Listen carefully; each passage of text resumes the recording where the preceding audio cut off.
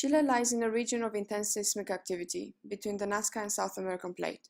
In February 2010, Chile was hit by an earthquake of magnitude 8.8. The damages following the earthquake were unexpected. Reinforced concrete buildings collapsed and dams were liquefied.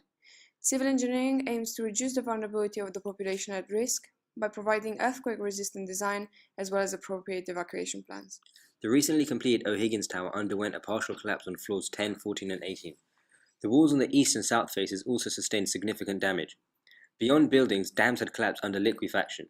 The destruction of the Las Palmas Dam caused the deaths of 4 people and dispersed heavy metal contaminants to nearby private land, posing a biohazard to humans and animals. Places of high human density, such as the National Stadium, would be highly threatened, especially if the earthquake came during a football match. In the absence of proper signage and orderly evacuation, we would expect chaos and anxiety in the crowded waiting areas, with a risk of stampede. Furthermore, a mix of vehicles and pedestrians could lead to serious injuries.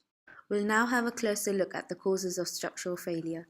Las Palmas was constructed with the upstream method, which used to be popular because it used less filler material. While it rained, the tailings got saturated with water, reducing its cohesiveness.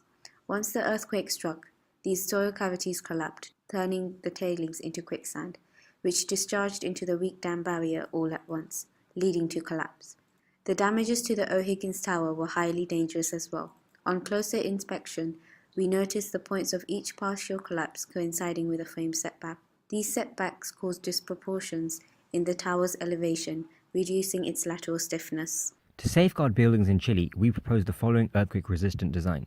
For towers such as the O'Higgins, we recommend a wide base structure with both internal diagonal bracings and external X bracings. Natural lighting filters in through a network of diamond-shaped windows, reducing the building's power consumption.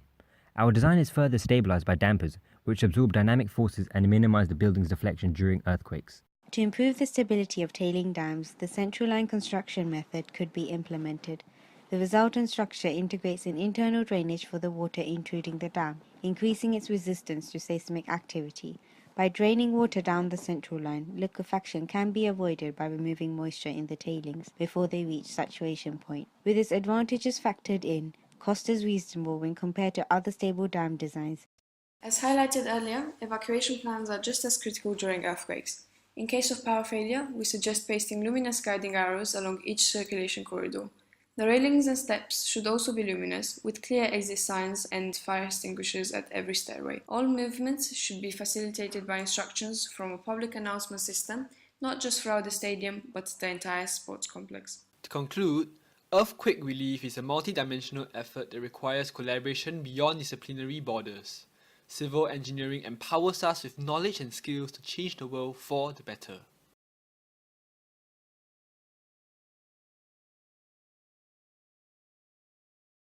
Created using Powtoon.